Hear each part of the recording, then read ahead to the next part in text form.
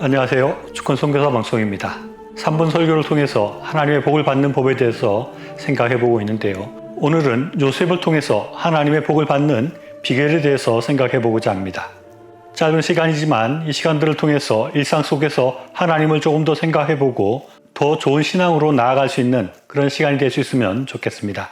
요셉은 성경 인물 중에 가장 출세한 사람 중에 한 명이라고 할 수 있습니다. 그는 애굽의 총리의 자리까지 올라서 부와 명예를 누렸고 신앙적으로도 존경받는 사람이 되었습니다. 전 세계적으로 요셉이라는 이름이 많은 것을 보면 사람들이 다 요셉과 같이 되고 싶은 마음들이 많다는 것을 생각할 수 있습니다. 우리도 지금 요셉에 대해서 잘 생각해보고 분석해보면 우리도 요셉과 같이 하나님의 복을 받는 비결을 발견할 수 있을 것입니다. 요셉이 이렇게 부를 누리고 높은 지위에 오르고 존경받는 성경인물이 될 수 있었던 비결이 과연 무엇일까요? 첫째 생각할 수 있는 것은 요셉이 머리가 좋고 성실했다 하는 것입니다. 머리가 나쁘고 성실하지 않은 사람이 총리가 될 수가 없겠지요.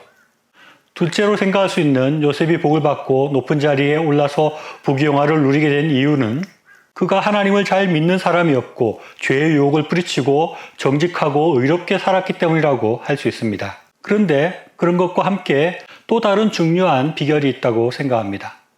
그것은 요셉이 하나님의 생각을 알고 하나님의 계획을 알았다는 것이라고 할 수 있습니다. 창세기 45장 7절 말씀 보면 요셉이 형에게 이런 말을 합니다. 하나님이 큰 구원으로 당신들의 생명을 보존하고 당신들의 후손을 세상에 두시려고 나를 당신보다 먼저 보내셨나니 라고 말씀하고 있습니다. 요셉은 자신이 애굽의 종으로 팔려가게 되고 애굽의 총리에까지 오르게 된 것을 이스라엘 백성들을 보존하기 위한 하나님의 뜻과 계획이었다고 해석하고 있습니다. 즉 여기서 우리가 알 수 있는 것은 요셉은 하나님의 시각으로 세상을 바라보고 자기의 인생을 해석했다 하는 것입니다. 요셉의 성실이나 지혜 등도 요셉이 총리가 되는데 중요한 역할을 했겠지만 그가 애굽의 총리까지 올라가서 하나님의 쓰임을 받게 된 결정적인 이유는 그가 하나님의 뜻을 알고 하나님의 계획을 알았다는 것입니다.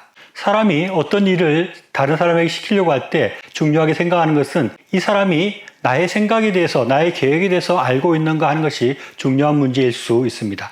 마찬가지로 하나님께서도 하나님의 뜻을 잘 알고 하나님의 계획에 대해서 아는 사람에게 하나님의 일들을 시키는 것입니다.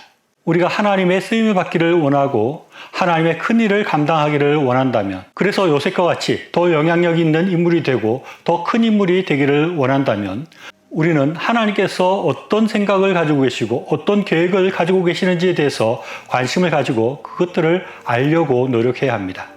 그리고 하나님께서 나를 이 땅 가운데 어떻게 사용하기를 원하시는지를 생각하고 하나님께서 나에게 주시는 소명에 대해서 생각할 때 우리는 하나님 앞에 크게 쓰임을 받게 될 것이고 더 큰 일을 감당하는 사람이 될 수 있을 것입니다.